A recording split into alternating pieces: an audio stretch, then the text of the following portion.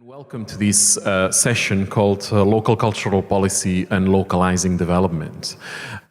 This session has, within the general framework of a conference and within the general framework of addressing cultural policies and participatory cultural governance, two particular aspects of emphasis, which are present in the title of the session, and particularly those that refer to localizing development, namely the notion of development and how this fits within approaches to participatory cultural governance, and the notion of localizing and localization and the local level. Within the approaches to development, I think there's two particular aspects that we're going to be covering in the course of the session. One is the link between participatory governance and sustainable and human development, on the understanding that that the notion of participation and democracy and the ability of citizens to participate in participatory governance approaches is an important step towards broadening the capacities and the freedoms of citizens as understood in the approaches of human development. And this is also somehow recognized by some international agendas, like the Sustainable Development Goals, included in the UN 2030 agenda, in which, as it has already been mentioned in the course of the conference, target 16.7 establishes the objective of ensuring responsive, inclusive, participatory and representative decision-making at all levels, including at local level. So there is an understanding increasingly of the link between participation and transparency, transparent governance and policymaking as an element that contributes to sustainable development.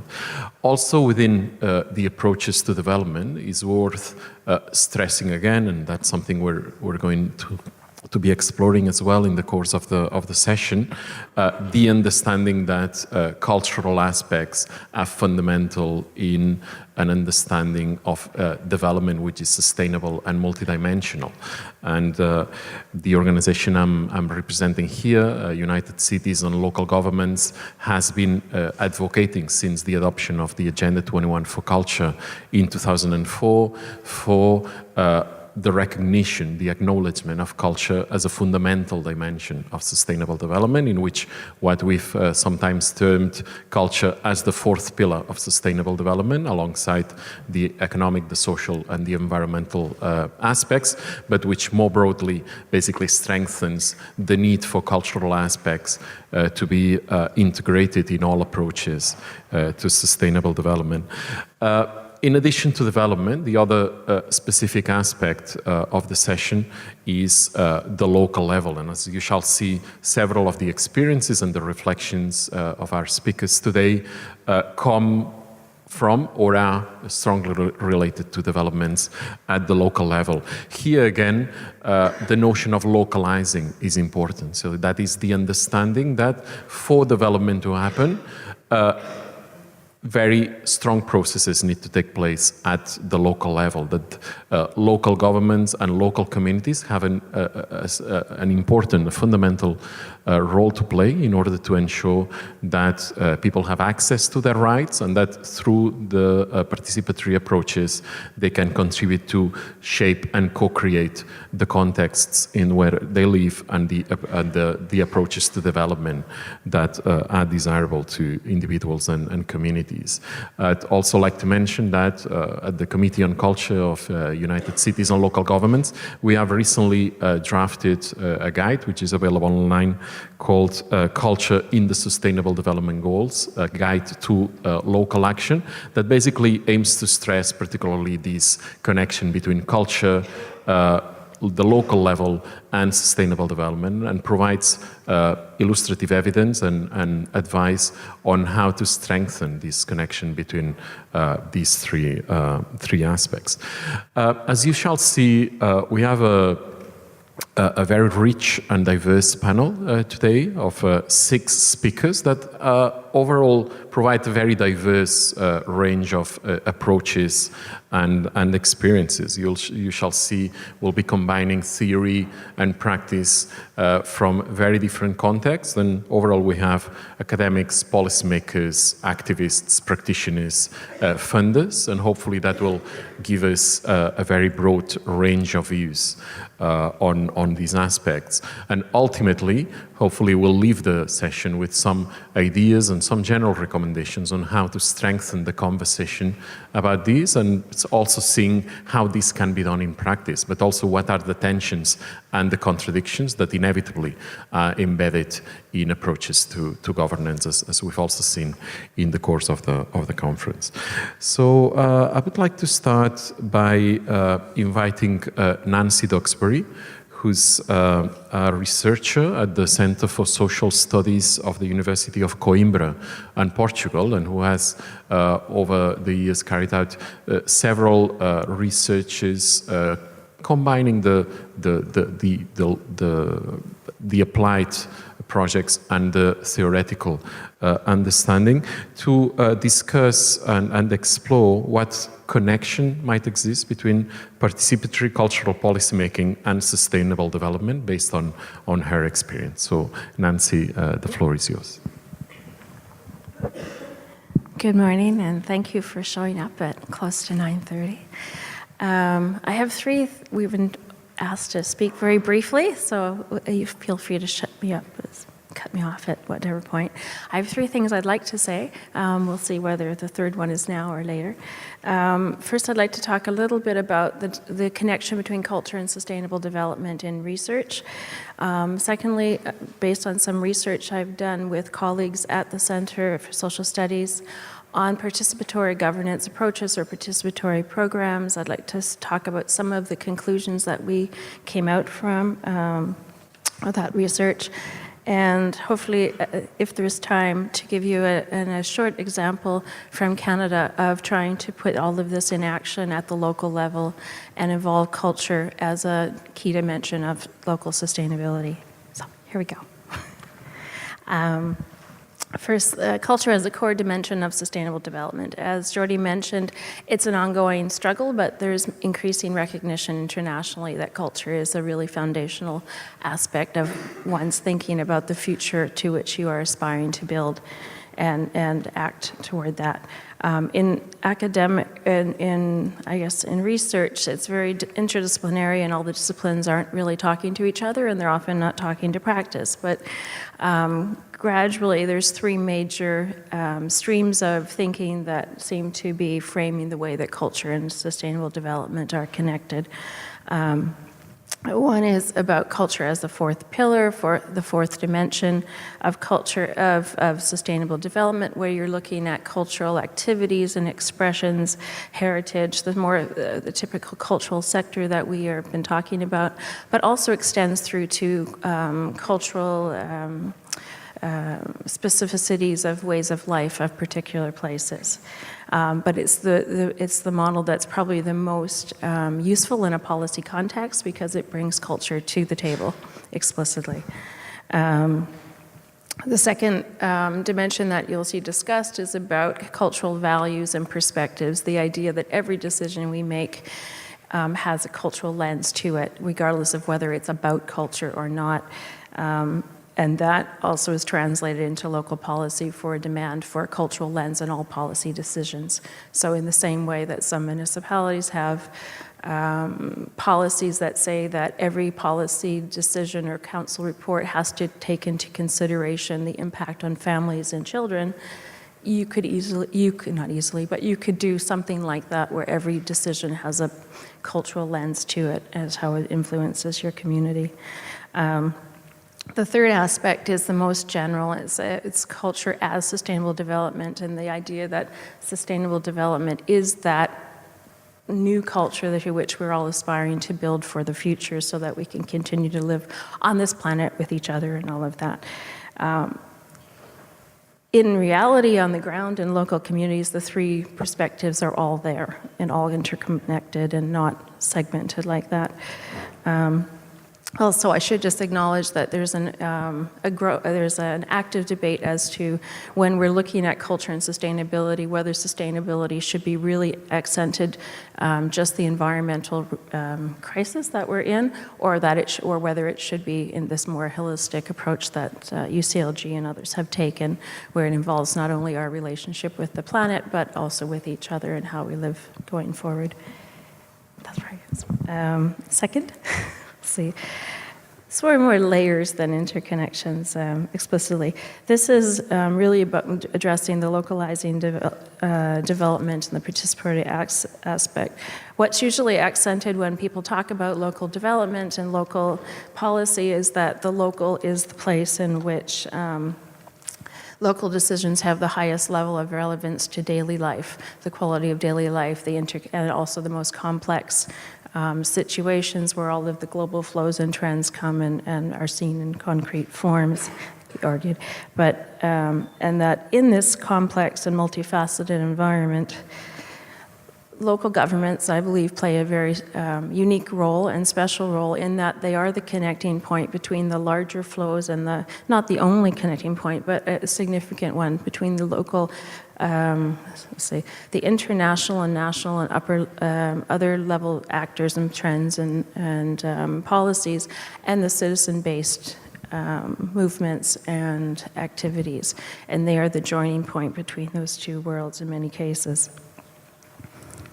And they, in this role, take on both horizontal networks with each other, with the community below, and as well as international ways. And I'll speed along. So we've already heard the desire for local authorities to take on more of an enabler role. In some cases, it's easier for the municipality to do that than others, depending on the culture of the place and the people involved. But in general, there's a widespread movement. Sorry, I have to read this part. Towards developing a more participatory social contract between public authorities and inhabitants that aims to incorporate mechanisms of affirmative action to counterbalance the distribution of powers in society. We've heard that as a concern in the last few days. And in many cases, it's the explicit and intentional building of spaces for, building avenues of providing capacity building, adequate spaces, and facilitated access to those who have been traditionally marginalized in public affairs. This you see in a lot of fields, not so much in the cultural field yet, but that's what we're fighting for. And so I think there's a lot of examples out there in many other domains of society that could be brought into the cultural field, or at least inform. The move toward governance emphasizes negotiation and mutual adjustment, but does not take away the centrality of local authorities as an actor that is there to act in the public interest and to balance out the needs and aspirations of the community. What we found in our research, this is much longer than it should be, I guess, that in this complex and multifaceted reality of the local, the knowledge that's needed to address the complex problems that communities are facing does not reside in one actor, and it does not reside in the municipality. And gradually there's a realization that participation is not only a good thing to do, but it's a necessary thing to do if you're going to bring the required knowledge to the table to think out what to do with the situations you're facing. There's also, we found that policies that have been conceived in a top-down manner seem incapable of activating the social capital and energies that are required to carry solutions forward and to imagine new solutions. And that I just wanted to note that we've been talking a lot about participative policy making, but it's really important to step back and think of the larger cycle in which this happens. And it's everything from broadening the efforts that are required, broadening who participates, who is invited to participate, how to reach the hard-to-reach groups and engage them in a meaningful manner, identifying or co-identifying agenda items and setting priorities, knowledge gathering, compilation, assessment, and interpretation. So the idea that these knowledges and expertise come from different worlds, and that the interpretation should not be done by others in other worlds. Then we get to the policy making, decision making, step actions, implementation as well can be a collaborative thing. And of course the monitoring and the policy program adjustments that are required that bring it into a cycle. And so it can be very complex, and oftentimes participation is just focused on the focus is on one aspect, but there are this broader cycle that's increasingly in the vision of these changes that are being implemented at the local level. And I think I'll just end with a few points and wait for the example later. One of the things that we noticed internationally in some research we conducted a few years ago was that there are a lot of experiments, there are a lot of pilots. And one of the issues is how do you turn a one-time experiment into an ongoing practice? And so in that process, the role of one option is to look at how to institutionalize these practices, which oftentimes come back to the local authority to be able to implement different ways of doing things in a more permanent form that's in legislation or in a program, et cetera. And that can then change the system and not just be an experiment. Two more points. I think the other key aspect is the development of formal spaces for participations. Again, so it's not just an experiment or an ad hoc thing, or it goes from that into something that's more formal and can stand at least some test of time. And the last aspect I just want to note is that there's still an ongoing need to keep attention to the connection between citizen participation in a process and the political responsiveness or influence on this process. Many times processes are set up so that there's lots of community, lots of citizen engagement, lots of information collected, lots of time and effort and attention given. And then it doesn't go anywhere, or there's nothing in the system that guarantees that it has to go to be considered by the decision makers or the authority in the community.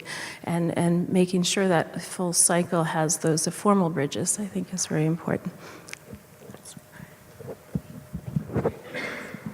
Thank you very much, Nancy. Thank you for synthesizing so much knowledge into just a few minutes and basically addressing some of the underpinning concepts, some of the enabling conditions and the structural aspects that can facilitate approaches to participatory governance. Nancy was mentioning in a part of her presentation that it is important to realize that there's no single actor that can have all the relevant knowledge to develop comprehensive approaches that give a response to the challenges of sustainable development at local level. And what we're going to see now has something to do with this. Basically, our next three speakers come from different contexts and have been involved in processes of joint governance and participatory governance from different perspectives, and they can give us a sense of the complexities but also the potential advantages of approaching a plurality of actors and recognizing a plurality of actors that are relevant for sustainable development and participatory governance at a local level. We'll start with Piet, who's the head of the Department of Culture at the city of Leuven in Belgium. And but in addition to his experience in Leuven, he's been involved in several international projects, including here in Croatia with Kultura Nova. And we've asked him to reflect on particularly the role of local authorities in the context of participatory governance, and including the role of public-civil partnerships, and basically what is the meaning of this in the context of participatory governance. So Piet, the floor is yours. Thank you. Okay, thank you, Jordi. Can you hear me? Yeah, okay, thank you. So I'm the head of the Department for Culture in the city of Leuven, which means that I'm at the end responsible for some city institutions like a cultural center, libraries, museums, you get the picture, but I'm also involved in several NGOs in Flanders, in Leuven. And I think that is why that Kultura Nova and Dea, thank you Dea, invited me to be part of this UNESCO project during the last 2-3 years, where we visited some places in Croatia. I will try to pronounce them, but I'm sorry for, like Čakovec, Karlovac, and Dubrovnik. I'm not sure if this is correct. And where we met like the local NGOs and the local city government or town government and tried to see how they could match and how they could meet each other. And often the needs of the NGOs, local NGOs, were about space for doing their thing in the arts, in culture, in creative or creative entrepreneurship. So I won't be able to talk about all we learned because it was a very enriching experience for me too, but I'll try to just focus on 2 thoughts and share 2 thoughts with you based on my experience here in Croatia, in Leuven and abroad. Very small. My first thought would be mind the gap. Mind the gap between the local government and the civil society. And if there is a bridge, if there is a gap, bridge the gap. And I suggested to the local authorities and to the civil society, start making love to your local government. I will come back to this later. To frame this, I think if we talk about the importance of participatory governance on a local level, I think history has its impact and its place. And also for the local level, it's important what happened in the last decades in a country. For example, in Belgium, I have the feeling there is no major gap. There is a gap, but there is no major gap between the local government or the government and civil society. And I think it has to do with history because like from the 60s, there was a minister for culture who wanted to democratize culture. And he said, let's build cultural centers in each and every town and city in Flanders, in Belgium. And so we did, and he funded these kind of cultural centers. And so every town and city now in Flanders has these kind of buildings like these ones, or smaller ones, but these kind of cultural centers. What is important is that they were not just governed by the local government, but co-governed by civil society. Half of the board, the members were political representatives, and half of the board were members from civil society. So there is this kind of history of co-governance in a very deep way in many places in Flanders.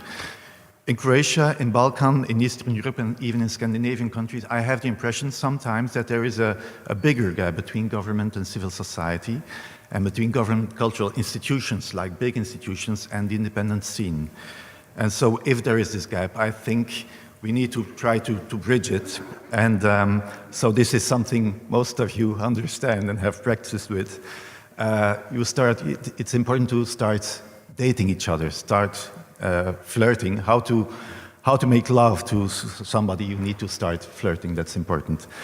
You need to start dating, but to date you need 2 to tango. So if I would like to have a date with Kristin, for example, and I like Kristin, but Kristin says, I'm not sure about this guy, I just met him.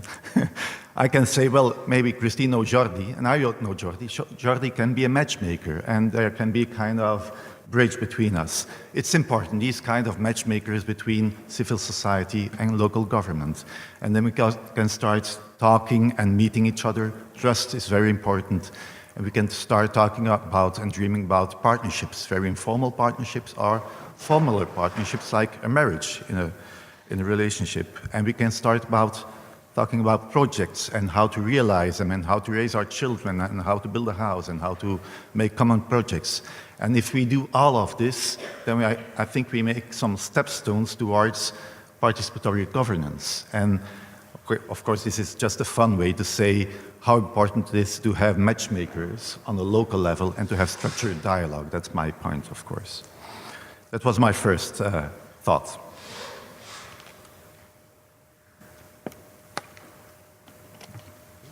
second thought is what is being said here also by Nancy, the unique position of local governments for change making, for participatory governance.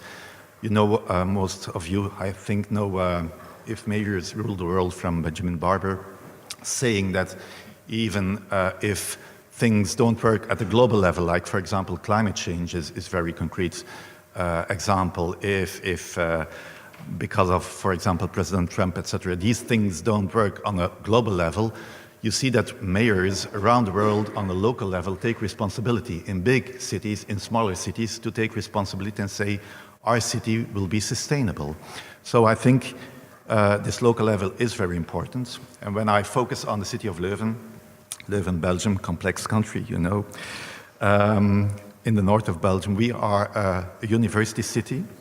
We have 150,000 inhabitants and 50,000 of them are students. The university is being said as the most innovative in Europe. I'm not sure about that, but I'm sure we are the hometown of Stella Artois. And there is a link, they say, between the beer and the students, and that I can assure you. There is a project in Leuven called Vaartopia. It's a dream, it's a utopia about a neighborhood called the Vaartkom. It's a dream, a process, it's a master plan, if you want, about this neighborhood. It's the old neighborhood, or the neighborhood with the old industrial buildings of Stella Artois. You can see them on your right side. It's a canal zone, it's quite industrial, like you have them in so many places around the world. And what I have been director for culture now for 3 years in the city, and when you start in that position, there is a big need that is very clear, and you feel it all over the world. There is the need for affordable space, not just for space, but affordable space for artists, cultural organizations, and NGOs. And I felt culture is big in Leuven, we have some power, but I noticed that it's not easy to have the power, enough power to provide all these space and to cope with these needs.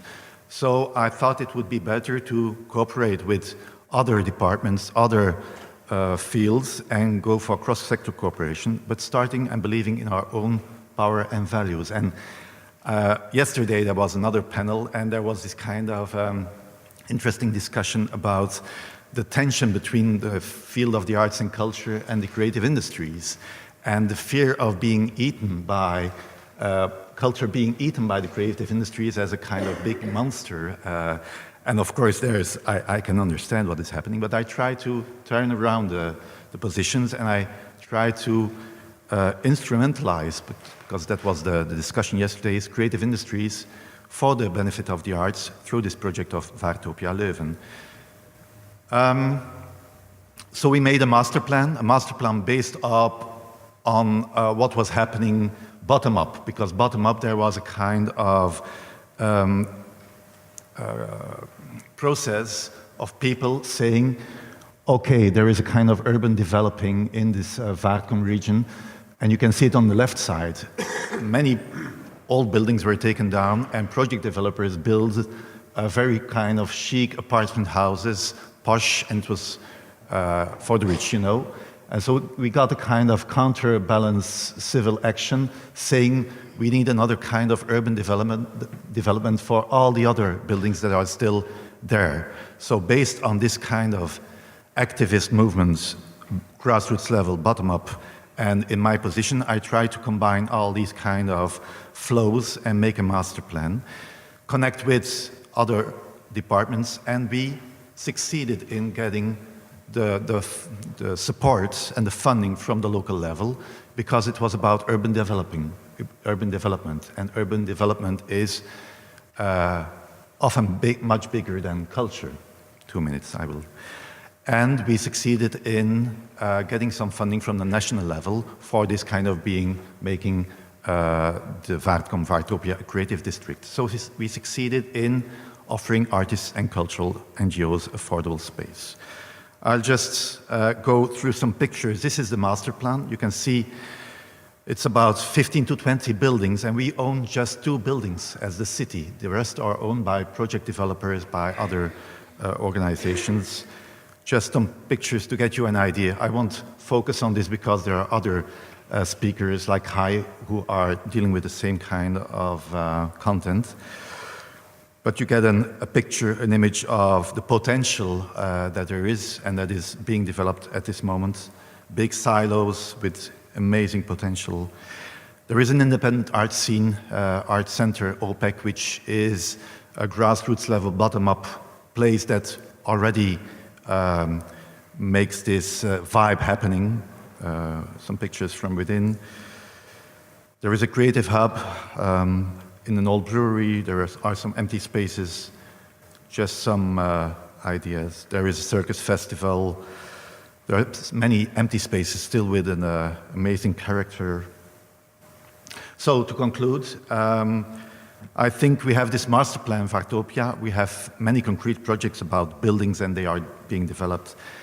But my main point also is I don't think even for Vartopia, when bricks and stones are important, they are not the most important. The most important are to run this whole kind of master plan of idea of dream through a model and an attitude of cooperation, of cross-silo thinking, of shared stakeholdership, of co-ownership, of participatory governance. And of course, these shared stakeholders, these co-governors in this project are the main stakeholders, being the city with all the departments of culture, economics, urban planning, and many more. Important for us is we have one of the leading positions. That's key, of course, for us. Private actors like project developers, owners of big buildings, civil society, very crucial, cultural organizations, NGOs. But I don't have to tell you, if you bring all these people together, like project developers, the big project developers and NGOs, in one meeting room and talk about these kind of dreams, it's difficult. But I'm convinced it's the only way, in a sustainable way, to really go ahead and make progress and really make it successful. So I will conclude with a second thought to share. That's a suggestion to go for participatory governance as much as possible. It's a kind of principled state of mind also for people at local governance in functions, and to be aware of not to try to have one model fit all success model to adopt, but rather to every time see what is hand-tailored because it has to fit with the local needs of civil society, of NGOs, and it's always a kind of hand-tailored process. So, thank you, Father.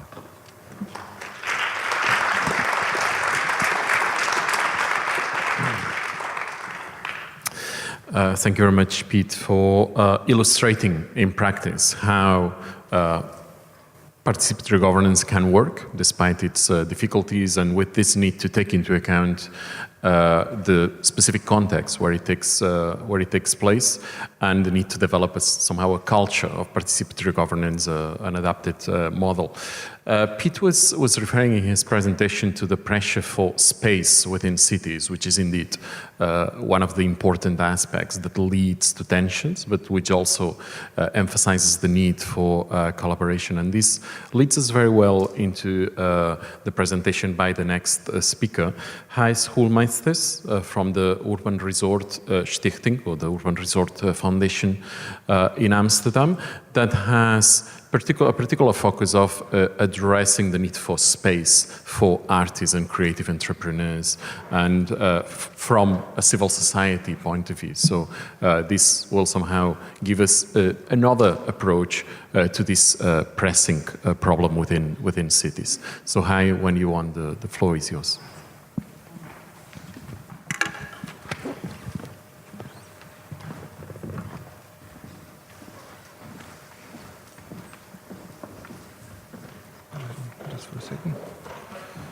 You can start. Give me 10 seconds.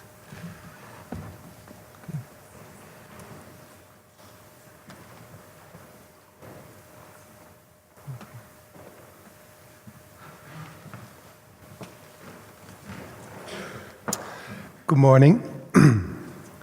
Well, what are we doing in Amsterdam? We, Urban Resort, we develop and managing breeding grounds, or call it art factories.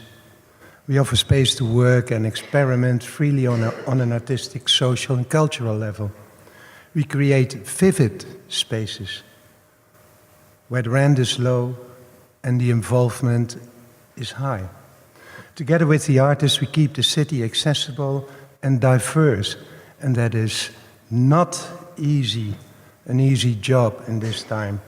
At the moment, we run 14 buildings in Amsterdam, and we are hosting and accommodating about more than 1,000 people, and they pay the lowest rent thinkable in Amsterdam. And these buildings, they are part of the 70 creative buildings which have been realized in Amsterdam in the last 17 years with the support of the so-called breeding ground policy of the Council of Amsterdam. Now, what is this policy and how did that come across? I have to go back to 1997 when we, with a group of nearly 100 people, squatted the ADM site, a huge former shipyard. However, in that time there was a huge need for space in the city because it was a time when hundreds of people from many large live and work buildings on the banks of the River Ij would be evicted. And already then the city center started to yuppetize, to commercialize and to touristicize. A tougher chopping commercial and profit-driven acts, fortified regulations, raised the rent, hit on social initiatives, and sliced through the veins of exciting artistic locations.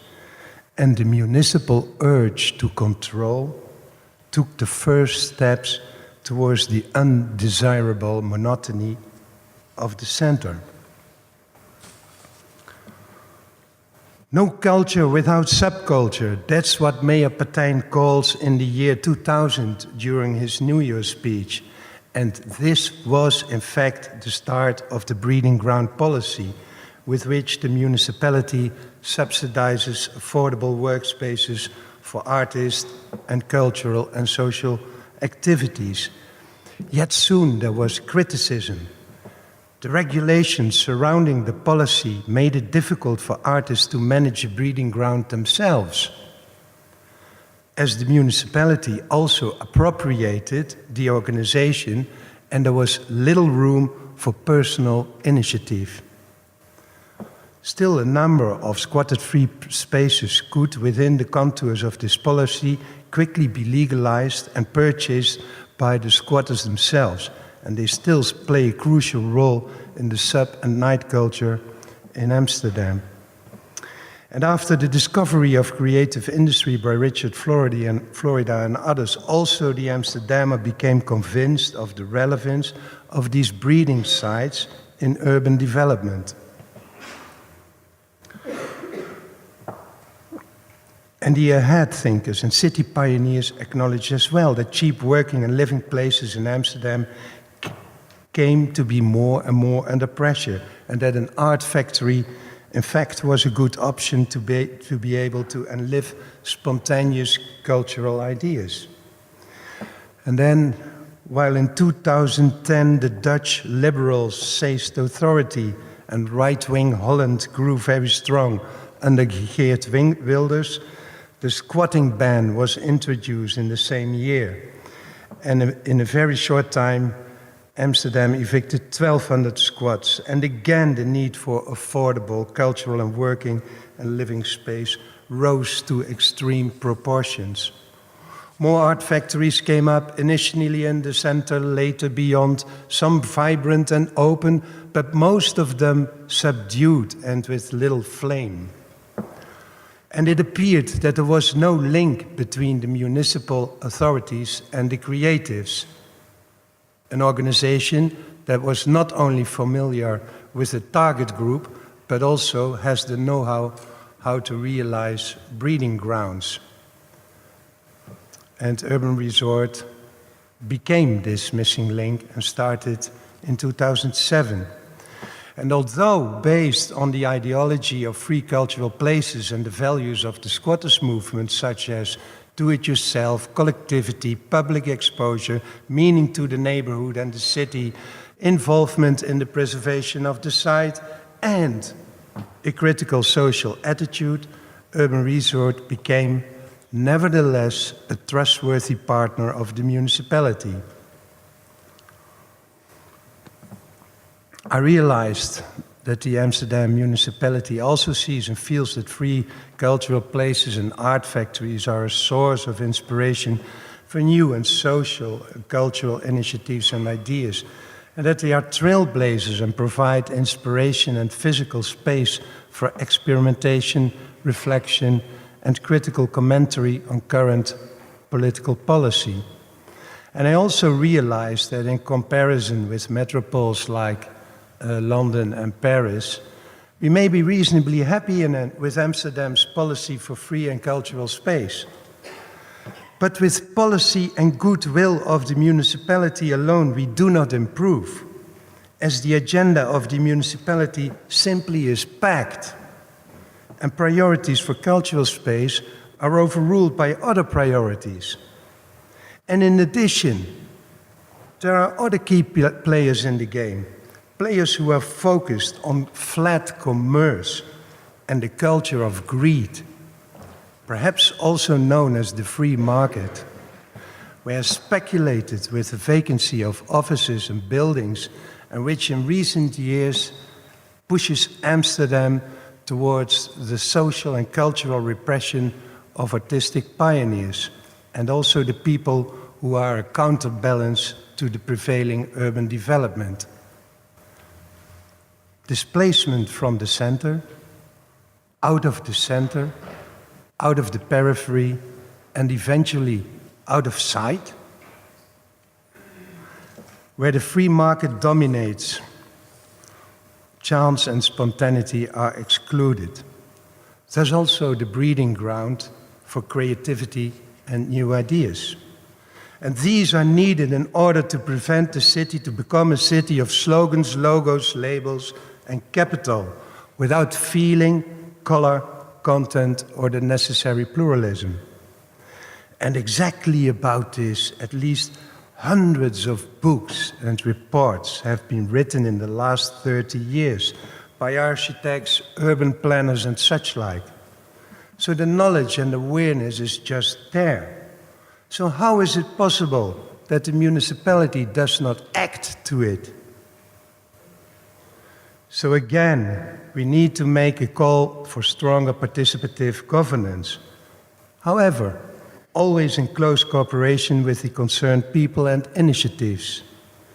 And at this time, in a way in which one municipal policy does not contrast or exclude a policy at another level, but where all policy is part of an always adaptable, cultural and social interrelated vision. Thank you.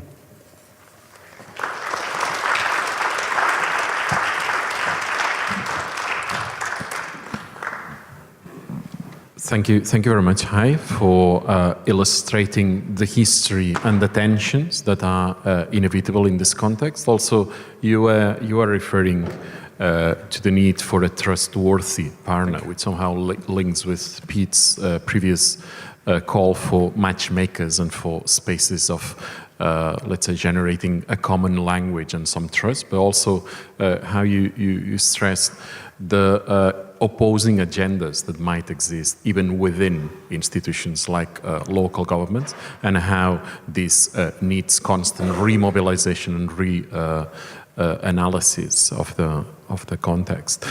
We're now moving to Kristin Bäßler, who's in charge of communication and knowledge transfer at the TRAFO program, an initiative of the Federal Cultural Foundation in Germany.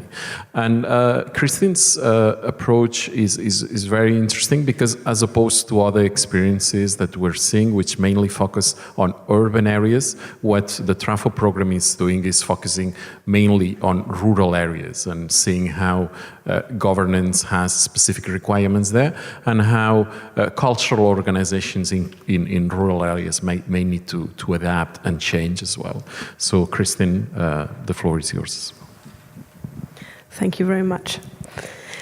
First of all, TRAFO, I would like to explain what TRAFO stands for. It stands for transformation.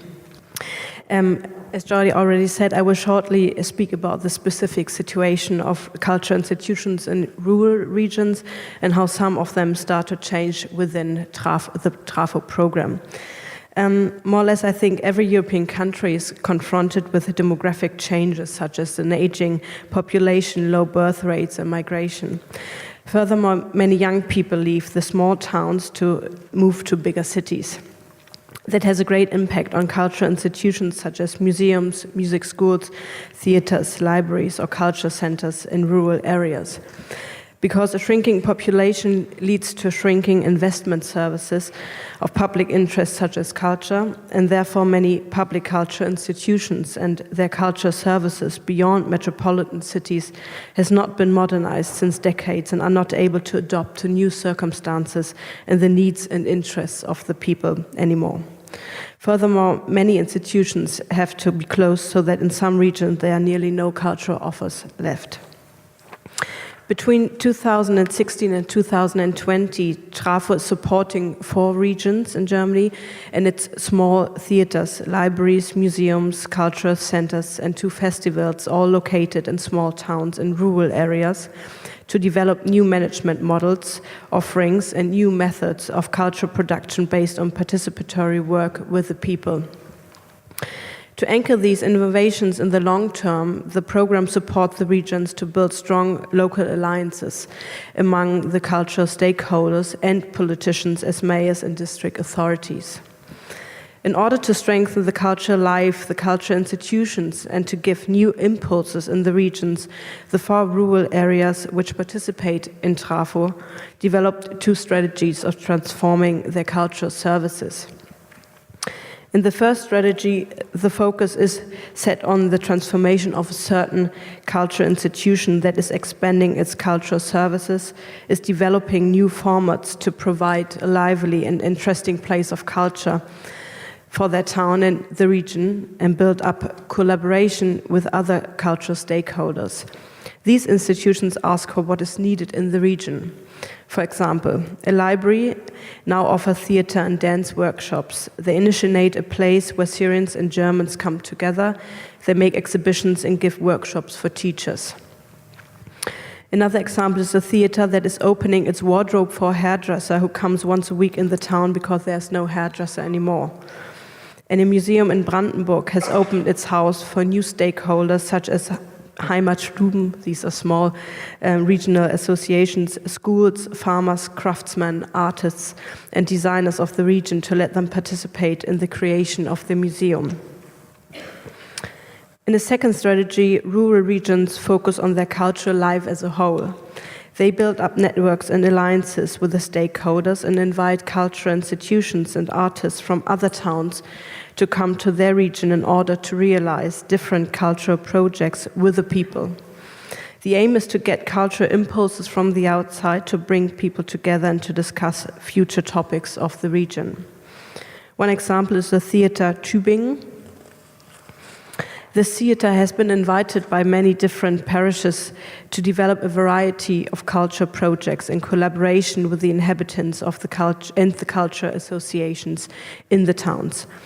In Winterling, for example, an artist was staging a theater performance of oral histories of the inhabitants in an old school. The main topic was the migration experience of the people and how they deal with it. So to conclude, so what did we already learn within the program? And what are the conditions for transforming rural cultural infrastructure that we have so far seen? We see that in many towns, responsible contact persons for culture does not exist anymore, neither in the administration departments nor in political committees. Therefore, many municipalities do not have an overview of the work and the potential capability of cultural institutions, associations, and artists of the region. To strengthen cultural stakeholders and cultural institutions, we focus on 4 points. In order to strengthen culture activities in rural areas, strong alliances of culture stakeholders are necessary. At the same time, the support of the political sphere and a joint interest is needed to develop new ideas for the region and its institutions. For the development of a strong regional strategy for the future, Intercommunal and interdisciplinary cooperation is needed. Process of transformation need the support of a whole institution. The transformation of an institution just works when the head of a cultural institution is ready to transform its institution, to open up for collaboration, new tasks, and the interests of the inhabitants. And the fourth, the process of transformation is a very long-lasting way, and it consists of several very small steps that take months and years to see as a result. To involve the community members in these transformation processes and the idea of what is needed in the region, we see that it is useful to work with artists who comprehend these needs and changes with cultural participation projects. So, to conclude, it's for us as a program, what we want to strengthen is that culture can make a difference, and cultural institutions can make a difference in transforming a region or in a town. And what we want to show is that it is needed to find this gap or to close this gap between the political or district authorities and the civil society. And to talk about what is needed in a certain town and who can take responsibility for what is going on in this town and in the region. Thank you.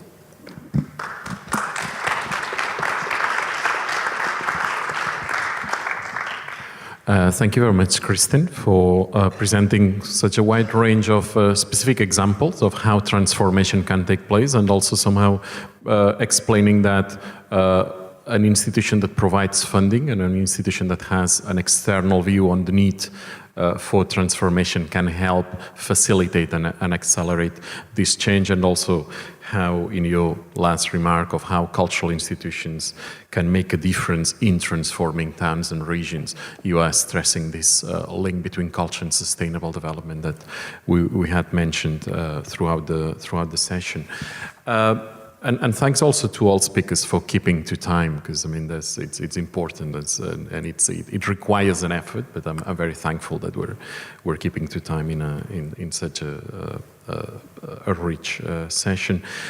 We are now moving to our last two speakers, and we've asked them to, on the basis of their experiences in different places, provide more of a bird's eye view on particular topics and some of the reflections and recommendations that can be extracted from their experience as regards how to foster and facilitate participatory governance in culture at the local level. I'll first give the floor to Levente Polyák, that you've seen, you've heard already in the previous days of the conference. Levente is the co-founder of Eutropian and an editor of Cooperative City, among several things.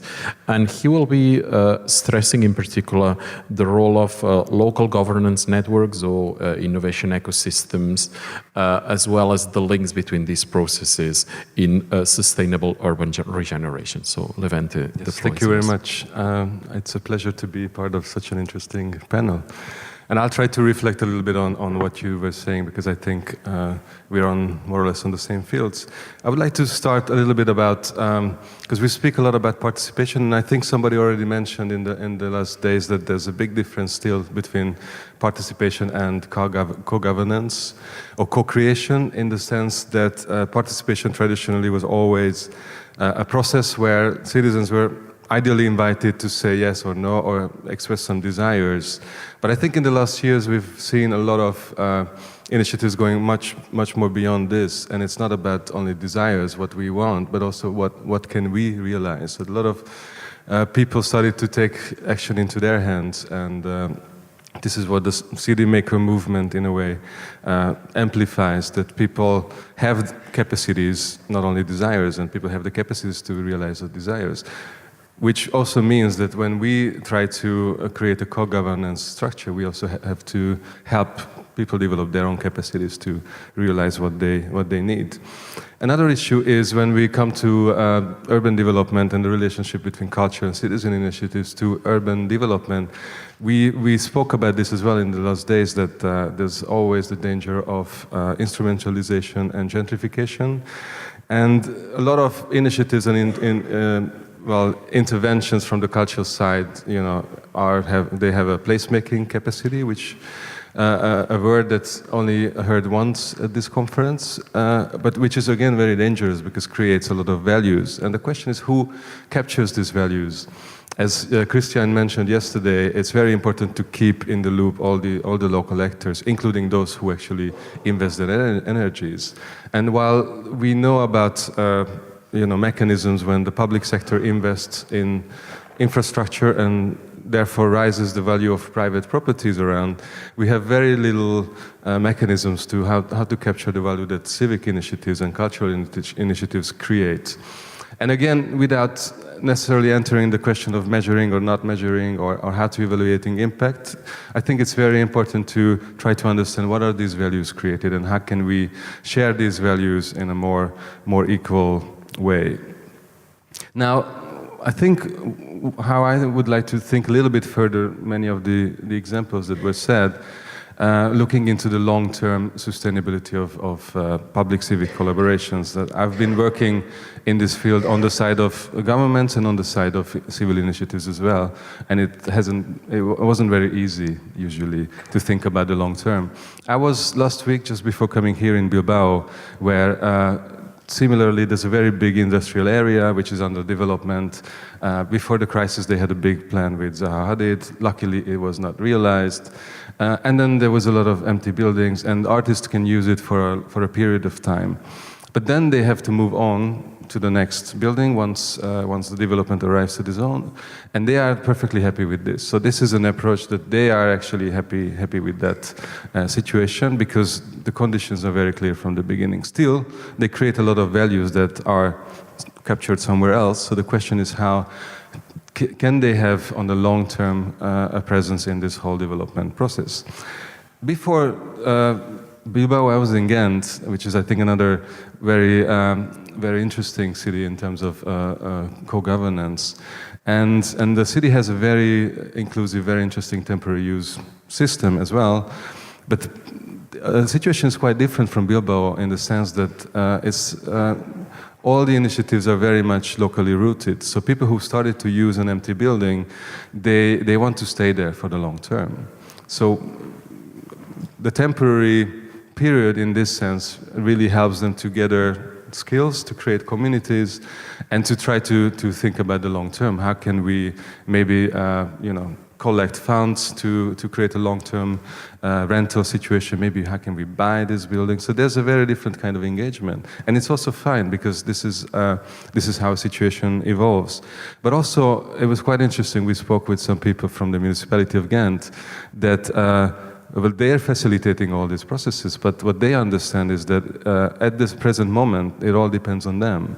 So if there's a political change, there's a new government coming in, this kind of collaboration that gives a lot of space available for very, very low rents, this might actually disappear because it really depends on a political agreement that is based on one specific political direction.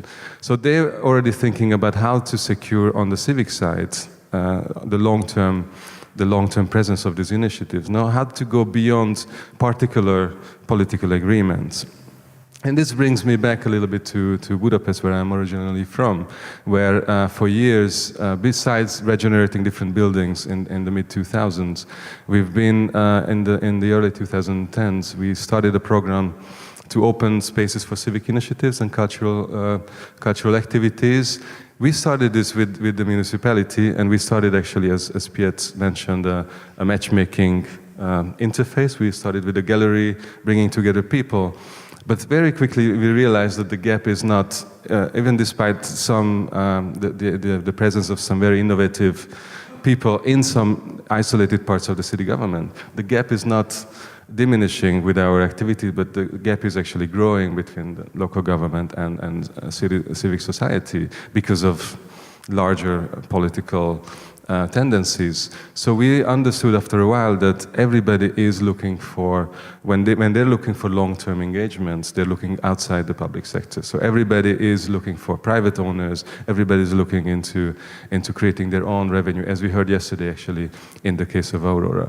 So how can we again, stabilize on the long term civic presence, civic initiatives, civic activities, and their positive impact on the city if we cannot count on the public sector, but also the private sector, as we see with the return of the economy after the crisis. Many of the spaces that were operating in private properties, they're also being pushed out. So what are the guarantees that we can create on the long term?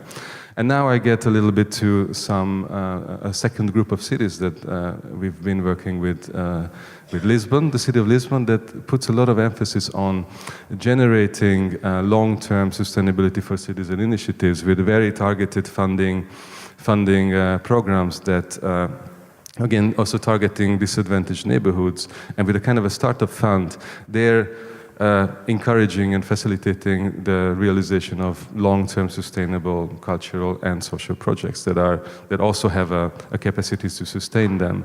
And they also use, the public sector there also uses their power on the private sector in the sense that, for example, if one initiative is that operates in a private building is threatened by the tourism boom and the real estate development, then the city knows that if the same owner will have another planning application, a development application somewhere else in the city, they can put pressure on this developer by actually, not giving permission in other places. So there's different ways the public sector can also put pressure on the private sector to facilitate these processes. But also, because in Lisbon we see that this kind of program on the long term, it created a very interesting co-governance system that is called community-led local development, which is a network of 150 associations plus the municipality that decides together about certain funds that come from the EU, how do we spend it, what do we spend it for, who are the beneficiaries of all this. So this is an ecosystem, a citizen co-governance network, if you want, or an ecosystem, citizen innovation ecosystem, that we also see emerging in other cities. And for example, in the case of Amsterdam, I would like to put it as a little bit of a provocative thing, but what we saw that in the 2000s, all with the breeding places and all these initiatives, there was a very strong and I think very neat collaboration and ecosystem between municipality and civic society, which in a way maybe, and this is my interpretation, maybe made the civic society too trustful towards local governments. And when, again, the economy is back, many of these alliances or many of these agreements, political agreements, they are suddenly much less stable because the economic conditions are very, very different. And this is where I would like to come to the last city that I was looking into a little bit and working with is Berlin, where in a completely different situation with a big economic crisis in the 90s, a lot of processes, a lot of practices that were using empty buildings for more than 10 years, they developed a lot of skills that made them capable in the mid-2000s to make a next step. When the city started under the pressure of austerity logics and austerity laws, and also being on the brink of bankruptcy, the city started selling off a lot of properties, and a lot of community initiatives were ready to actually buy these properties. So with the help of a lot of new emerging financial institutions and a more conflictual model between civic society and the city, and maybe less trust on the long-term agreements with the city, created this capacity, which in Amsterdam I think was not there, interestingly. So this is a little bit of a polemic point on too much cooperation can make the parties a bit too dependent. And what if you think of more resilient structures where you stand on several feet? But again, and what we talk about there, it's not private ownership, it's not privatization in the original sense, it's privatization for communities, for community ownership, shared ownership, where the functions on the long term are locked, so you cannot change them, you cannot sell them. And all these initiatives feed into a solidarity fund that also, again, feeds into new initiatives like this. Now, what we were looking into, and this is my last chapter here, is how can we a little bit transfer or extend these solidarity funds in other places where this kind of ethical capital is not really available. So we were, for example, for quite a while, we were working with a site in Rome, an abandoned and then occupied factory area, which is under bankruptcy court rule.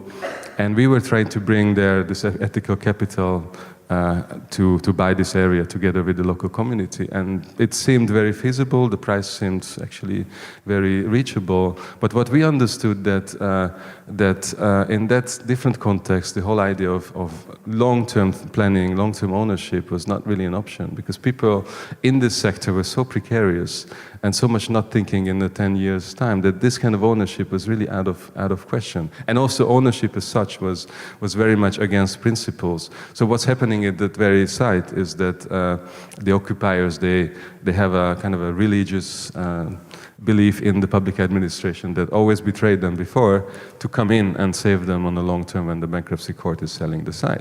So, and this is a little bit just a spoiler to, after this panel, we'll speak about some of these processes with a book presentation that we just published. So if you had enough coffee already in the morning, you can join us at 11 at the gallery downstairs.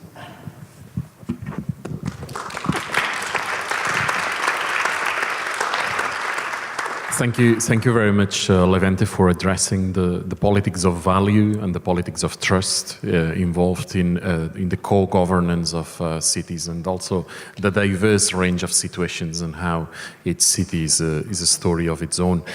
We're now moving to Katherine Watson, who's the director of the European Cultural Foundation based in Amsterdam, as well as someone that has been involved in several alliances and partnerships with other foundations in Europe and internationally. And we've asked her to reflect on how to improve the policy conversations around these issues of participatory governance in cities, and what could be the role of foundations in this respect. So Katherine, the floor is yours. Thank you, Jordi, and thank you so much to Cultura Nova today for inviting me. It's a pleasure and an honor to be here with colleagues and with all of friends and partners in the room. A lot of what I will say, I'm sure, has been said, and I know it has been said on the panel, so we don't think about that so much as repetition as reinforcement. And the strength of coming together and speaking like this is always to be able to reflect and say, yes, the kind of things that are the challenges that I'm facing, those are shared by others, and there are ways to look at them that we can look at together. So look at it as a reinforcing and picking up on what many of you have already said. In thinking about this, I was recalling that a few months ago in May of this year, I was invited to speak at a conference in Belo Horizonte in Brazil. And it was organized by the Ministry of Foreign Affairs and their Brazilian counterparts.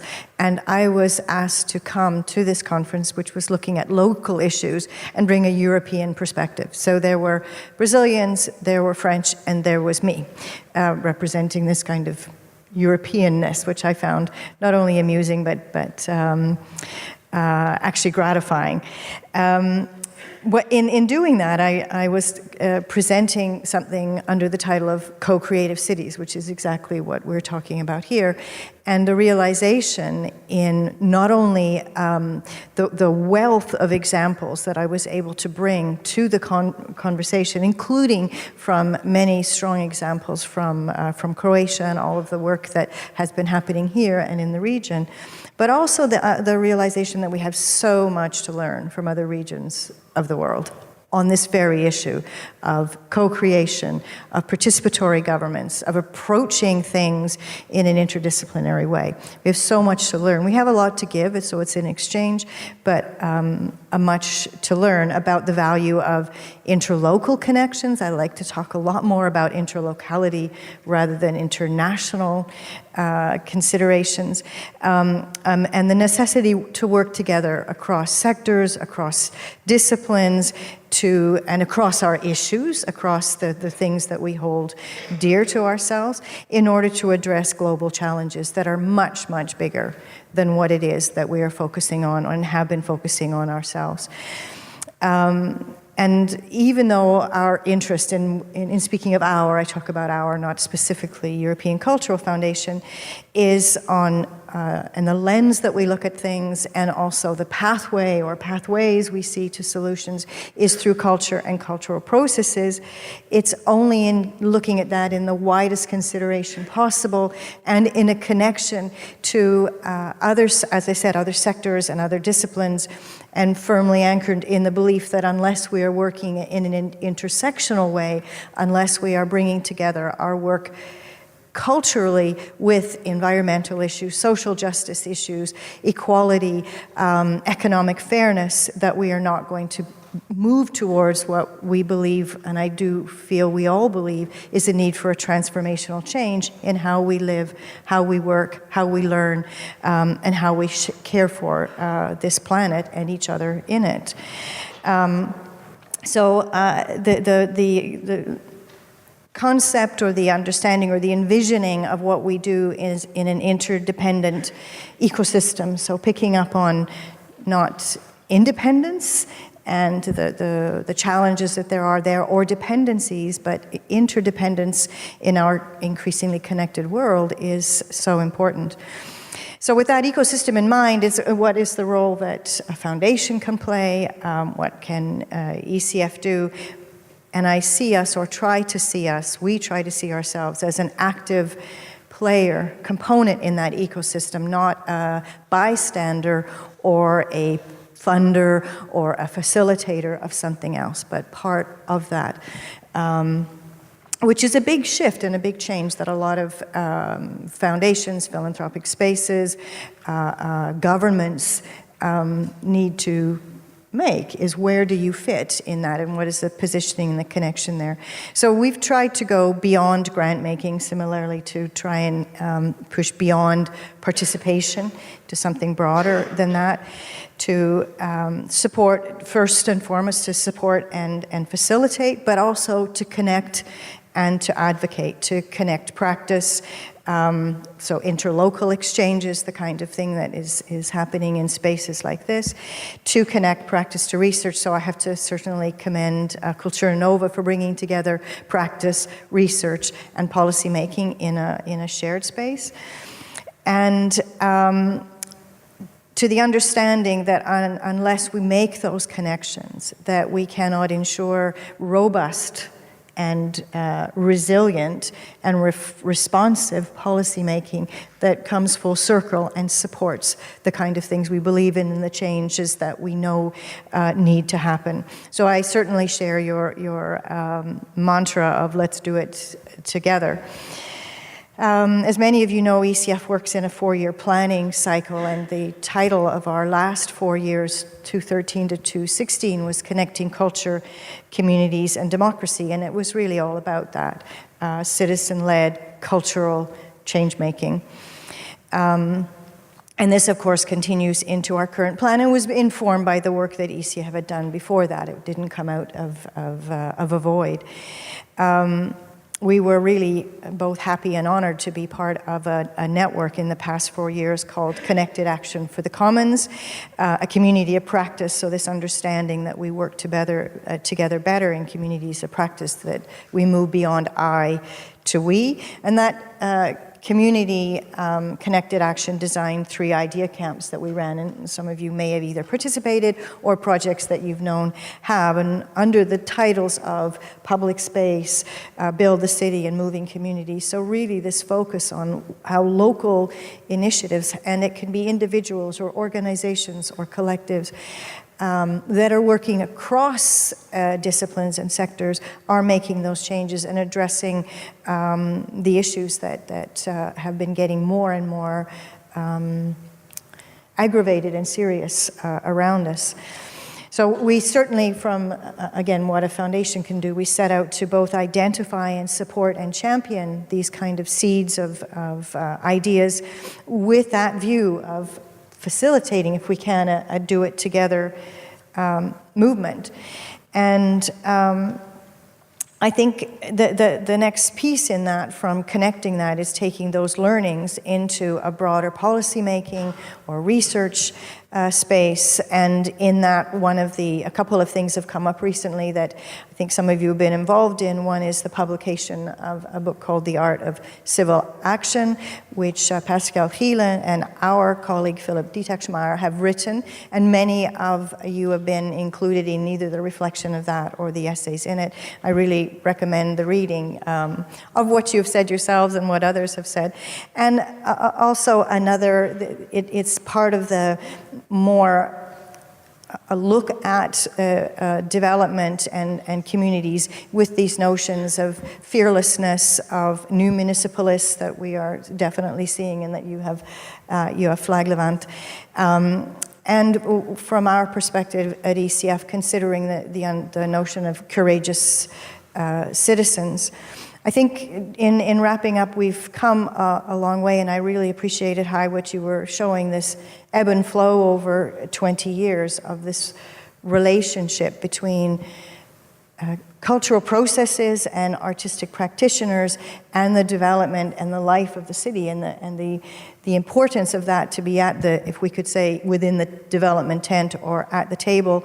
And we have moved a long way, I think, since although it opened a lot of eyes in municipalities, I'm not sure how, at the end, it challenged a lot of us, the Richard Florida approach. I mean, the notion of creative class kind of speaks to the whole problem, I think, of a more aggressively economically driven approach to how we develop using creativity and culture and so on. But we've, I think, weathered that and shown that what needs to be added to that is this beyond participation understanding, and to move away from developing, so the top down, to co-creating, co-developing and co-governing. That is what we need in order to shift from the increasingly fractured and fragmented and divisive and the gaps that you had identified. And maybe in that, back to your presentation, Piet, that one of the things that ECF has tried to be is that matchmaker. So I think all of us are matchmakers in a way, and as there's a lot of learning in the room and a lot we need to take, and there's still a lot that has to be done.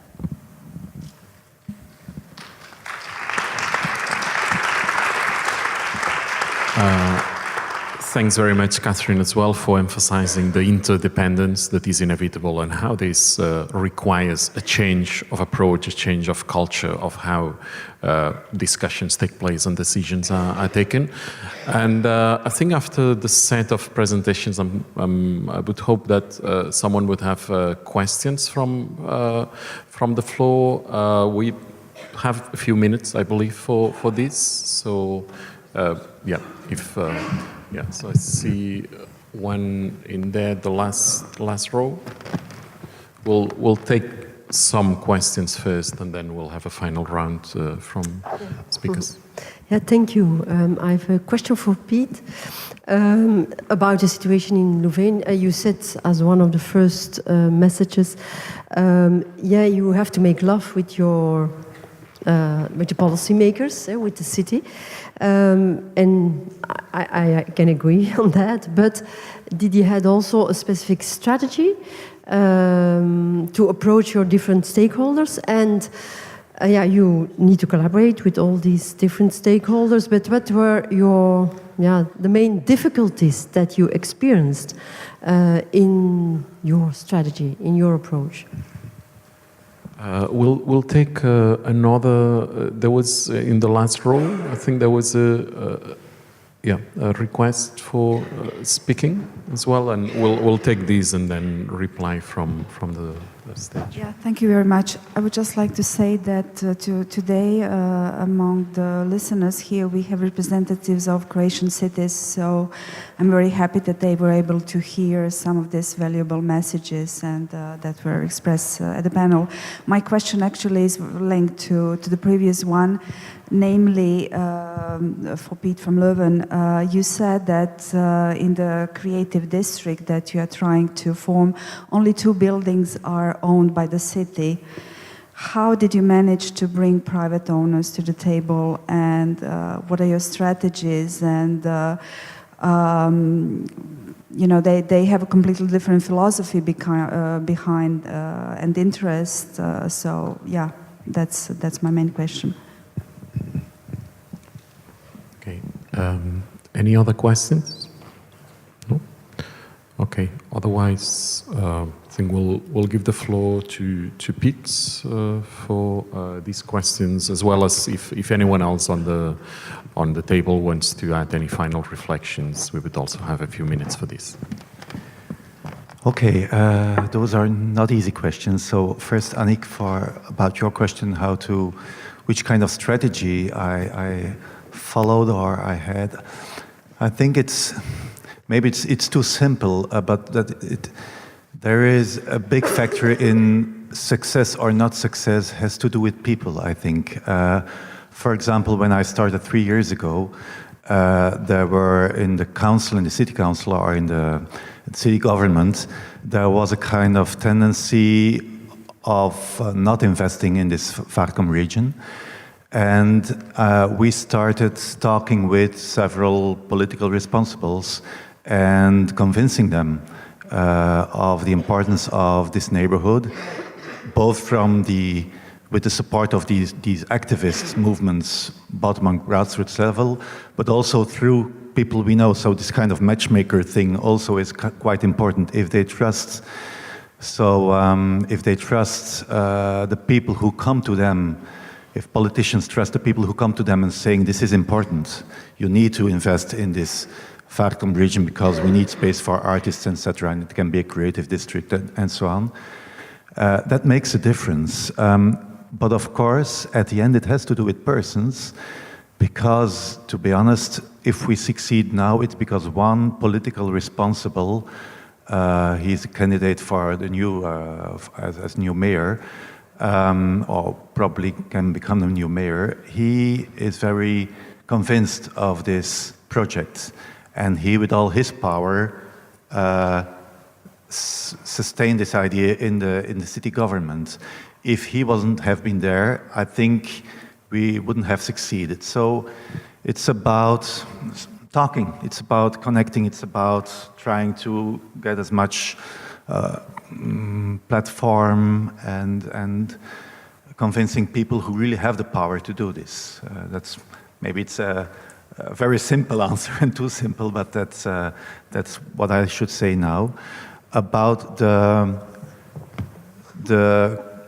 the other question about how to involve project developers, etc., in this whole project, it's a kind of tricky one, because we involve them, but of course they do this, or most of them do this, not just for the arts.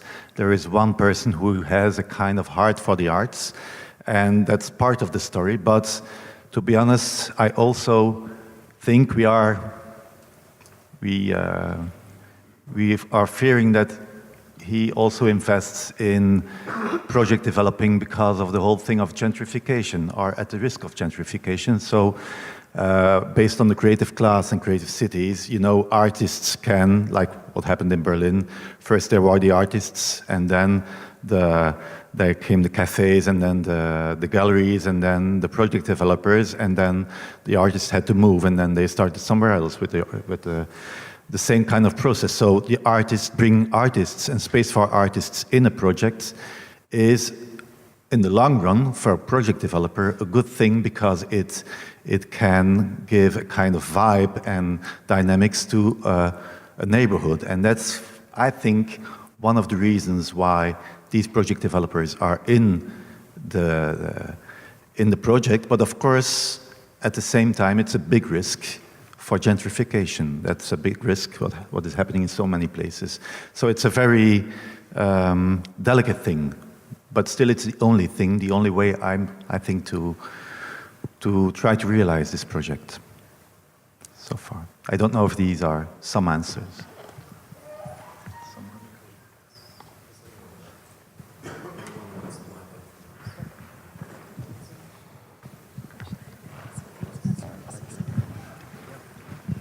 just referring to this danger, I think it's really about what are the agreements in the beginning. If everything's fair, if initiatives that are there, they can benefit and they can use their skills later on, or they can use spaces later on. When we started going into buildings in the mid-2000s, it was the only way to convince private owners that we come in, you give us your space for free, and we give visibility to your space. And there was no other way. I mean, if you have more power with the municipality, you have a much better negotiating situation. So I guess you have to use your power to make the best agreement out of the possibilities.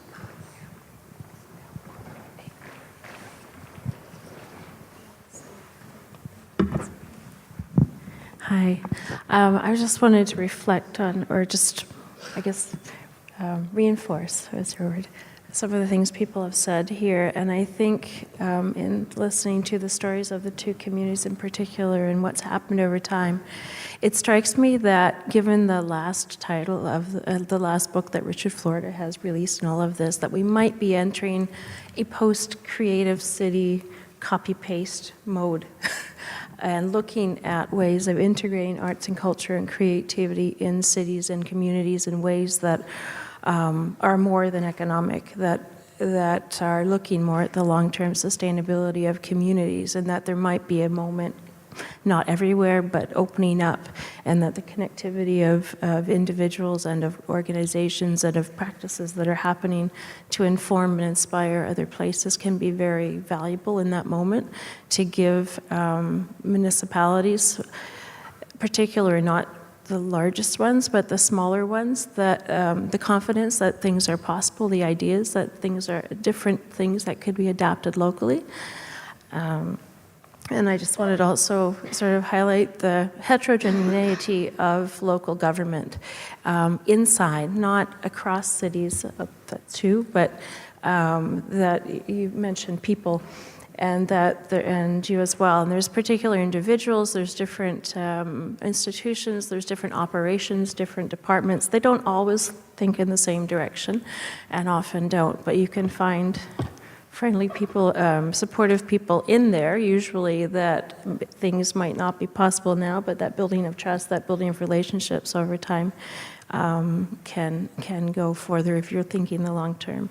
The other thing that I just wanted, last point, that occurred to me is that there's been a lot of discussion about making sure the different organizations of civil society are in the room and all that sort of thing during discussions, and to have diverse voices heard, and that we should remember to expand those voices and to go beyond the usual suspects. The trust of who you trust is really important, but if they can bring others along that haven't been heard yet, or to think about those that aren't part of this discussion that will be affected by changes in policy, I think that's really key to always keep in mind.